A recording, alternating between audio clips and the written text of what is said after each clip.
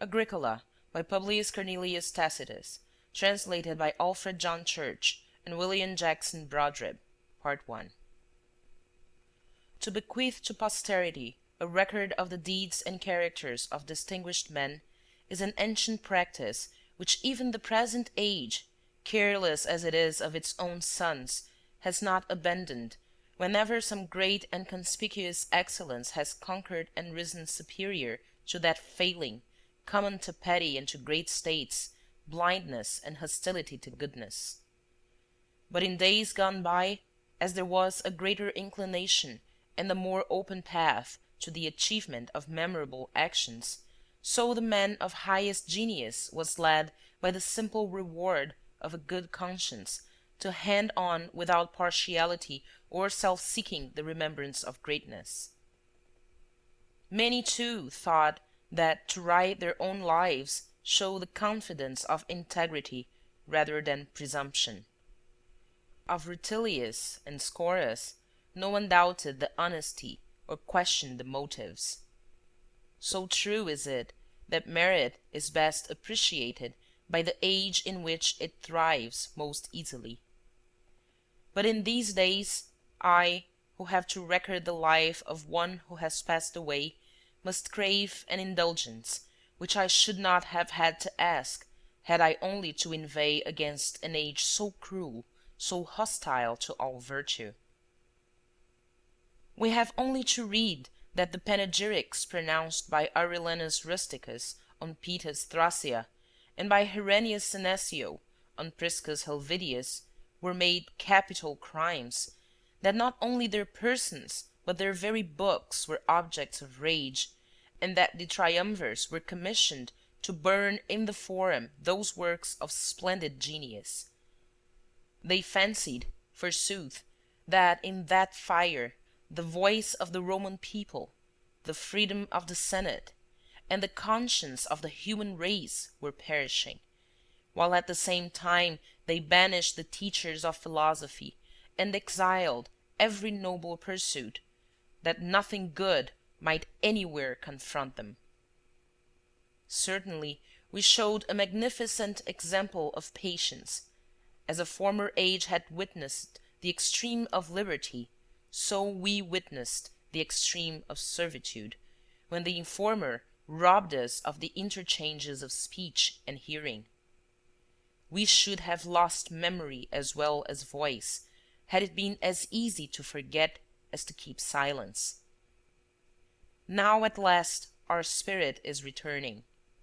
And yet, though at the dawn of a most happy age Nerva Caesar blended things once irreconcilable, sovereignty and freedom, though Nerva Trajan is now daily augmenting the prosperity of the time, and though the public safety has not only our hopes and good wishes, but has also the certain pledge of their fulfilment, still, from the necessary condition of human frailty, the remedy works less quickly than the disease. As our bodies grow but slowly, perish in a moment, so it is easier to crush than to revive genius and its pursuits. Besides, the charm of indolence steals over us, and the idleness, which at first we loathed, we afterwards love.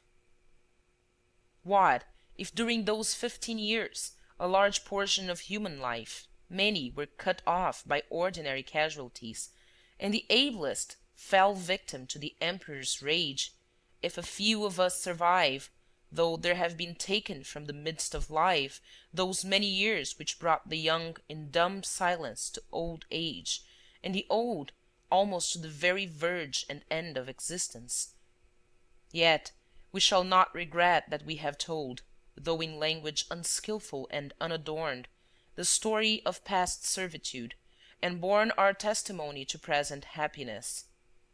Meanwhile, this book, intended to do honor to Agricola, my father-in-law, will, as an expression of filial regard, be commended, or at least excused. Gnaeus Julius Agricola was born at the ancient and famous colony of Forum Iulii. Each of his grandfathers was an imperial procurator, that is, of the highest equestrian rank. His father, Julius Graecinus, a member of the senatorian order, and distinguished for his pursuit of eloquence and philosophy, earned for himself by these very merits the displeasure of Gaius Caesar. He was ordered to impeach Marcus Silanus, and because he refused was put to death. His mother was Julia Priscilla, a lady of singular virtue. Brought up by her side with fond affection, he passed his boyhood and youth in the cultivation of every worthy attainment.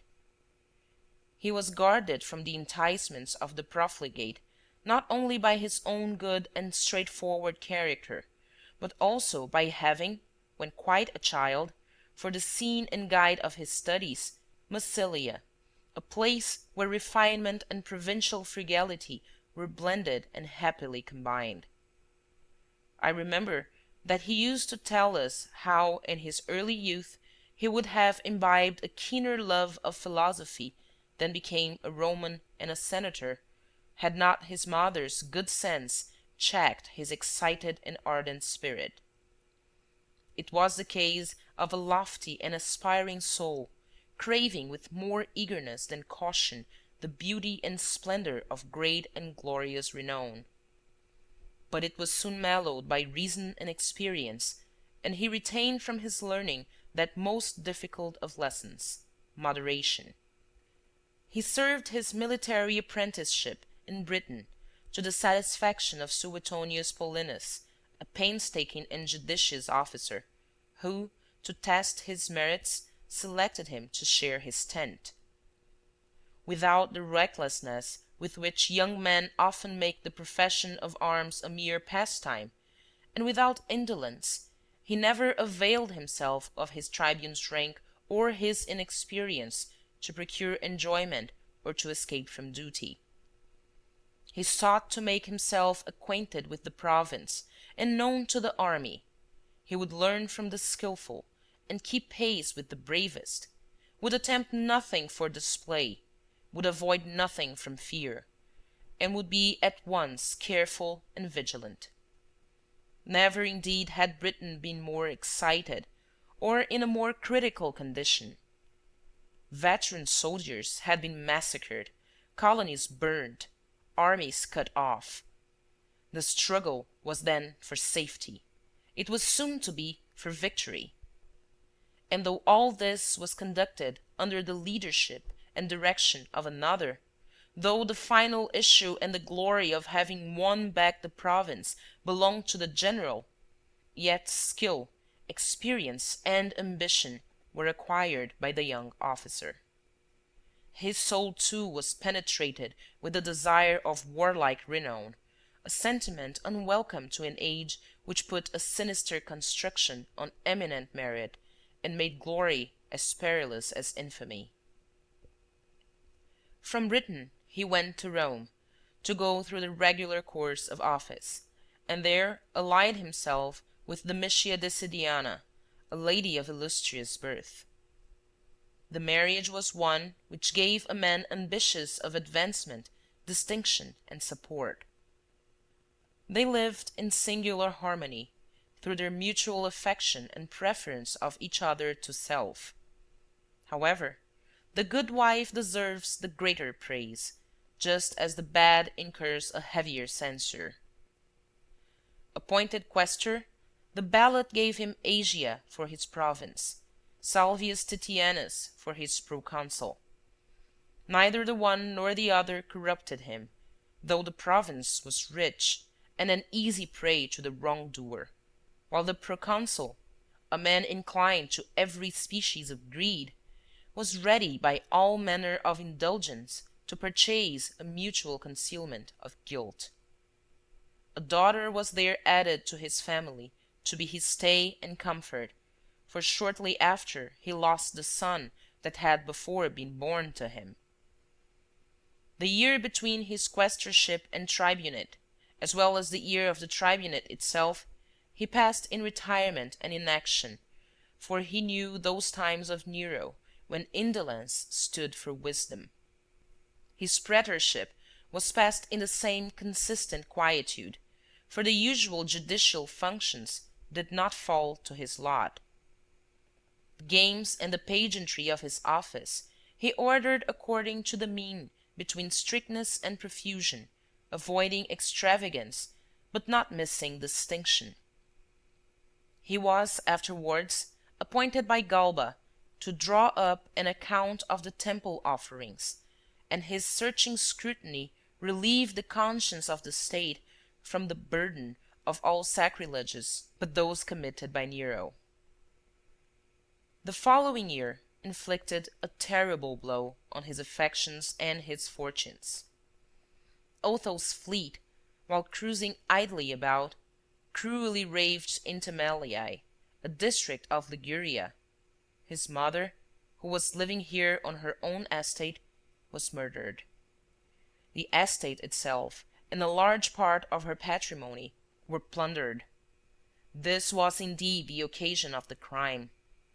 Agricola, who instantly set out to discharge the duties of affection, was overtaken by the tidings that Vespasian was aiming at the throne. He at once joined his party. Vespasian's early policy and the government of Rome were directed by Mucianus, for Domitian was a mere youth, and from his father's elevation sought only the opportunities of indulgence.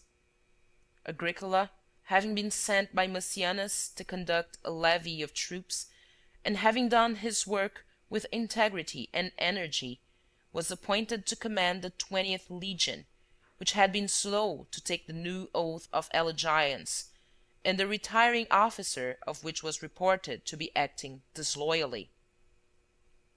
It was a trying and formidable charge for even officers of consular rank, and the late praetorian officer, perhaps from his own disposition, perhaps from that of the soldiers, was powerless to restrain them. Chosen thus at once to supersede and to punish, Agricola, with a singular moderation, wished it to be thought that he had found rather than made an obedient soldiery. Britain was then under Vettius Bolanus, who governed more mildly than suited so turbulent a province.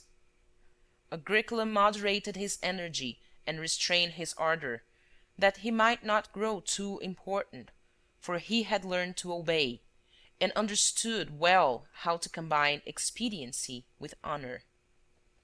Soon afterwards Britain received for its governor a man of consular rank, Petilius Cerealis. Agricola's merits had now room for display. Cerealis let him share, at first, indeed, only the toils and dangers, but before long the glory of war, often by way of trial, putting him in command of part of the army, and sometimes, on the strength of the result, of larger forces. Never to enhance his own renown did Agricola boast of his exploits. He always referred his success, as though he were but an instrument, to his general and director. Thus, by his valor in obeying orders, and by his modesty of speech, he escaped jealousy without losing distinction. As he was returning from the command of the legion, Vespasian admitted him into the patrician order, and then gave him the province of Aquitania, a preeminently splendid appointment, both from the importance of its duties and the prospect of the consulate to which the emperor destined him. Many think the genius of the soldier wants subtlety, because military law, which is summary and blunt and apt to appeal to the sword, finds no exercise for the refinements of the forum. Yet Agricola, from his natural good sense, though called to act among civilians, did his work with ease and correctness. And, besides, the times of business and relaxation were kept distinct. When his public and judicial duties required it, he was dignified, thoughtful, austere. And yet often merciful, when business was done with, he wore no longer the official character. He was altogether without harshness, pride, or the greed of gain. With a most rare felicity, his good nature did not weaken his authority, nor his strictness the attachment of his friends.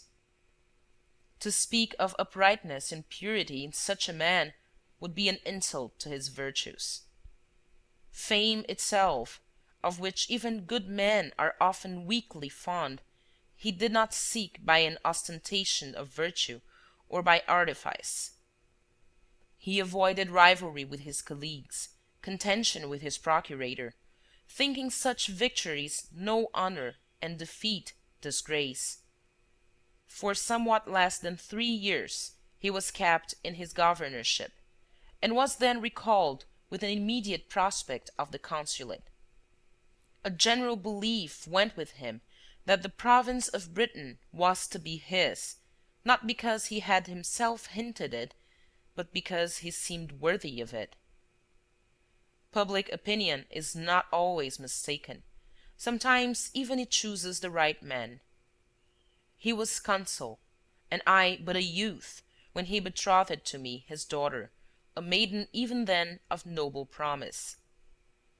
After his consulate he gave her to me in marriage, and was then at once appointed to the government of Britain, with the addition of the sacred office of the pontificate. The geography and inhabitants of Britain, already described by so many writers, I will speak of, not that my research and ability may be compared with theirs, but because the country was then for the first time thoroughly subdued. And so matters, which as being still not accurately known, my predecessors embellished with their eloquence, shall now be related on the evidence of facts. Britain, the largest of the islands which Roman geography includes, is so situated that it faces Germany on the east, Spain on the west. On the south, it is even within sight of Gaul. Its northern extremities, which have no shores opposite to them, are beaten by the waves of a vast open sea. The form of the entire country has been compared by Livy and Fabius Rusticus, the most graphic among ancient and modern historians, to an oblong shield or battle-axe. And this, no doubt, is its shape without Caledonia, so that it has become the popular description of the whole island. There is, however, a large and irregular tract of land which juts out from its furthest shores, tapering off in a wedge-like form. Round these coasts of remotest ocean the Roman fleet then for the first time sailed, ascertained that Britain is an island, and simultaneously discovered and conquered what are called the Orcades, islands hitherto unknown. Thule too was descried in the distance, which as yet had been hidden by the snows of winter. Those waters, they say, are sluggish, and yield with difficulty to the oar, and are not even raised by the wind as other seas. The reason, I suppose, is that lands and mountains, which are the cause and origin of storms, are here comparatively rare, and also that the vast depths of that unbroken expanse are more slowly set in motion. But to investigate the nature of the ocean and the tides is no part of the present work, and many writers have discussed the subject. I would simply add that nowhere has the sea a wider dominion, that it has many currents running in every direction, that it does not merely flow and ebb within the limits of the shore, but penetrates and wins far inland, and finds a home among hills and mountains as though in its own domain. Who were the original inhabitants of Britain, whether they were indigenous or foreign, is as usual among barbarians little known. Their physical characteristics are various, and from these conclusions may be drawn. The red hair and large limbs of the inhabitants of Caledonia point clearly to a German origin. The dark complexion of the Silures, their usually curly hair, and the fact that Spain is the opposite shore to them, are an evidence that Iberians of a former date crossed over and occupied these parts. Those who are nearest to the Gauls are also like them, either from the permanent influence of original descent, or because in countries which run out so far to meet each other, climate has produced similar physical qualities. But a general survey inclines me to believe that the Gauls established themselves in an island so near to them. Their religious belief may be traced in the strongly marked British superstition. The language differs but little. There is the same boldness in challenging danger, and, when it is near, the same timidity in shrinking from it. The Britons, however, exhibit more spirit, as being a people whom a long peace has not yet enervated. Indeed, we have understood that even the Gauls were once renowned in war, but after a while sloth following on ease crept over them, and they lost their courage along with their freedom.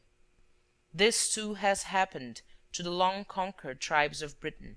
The rest are still what the Gauls once were. End of Part 1.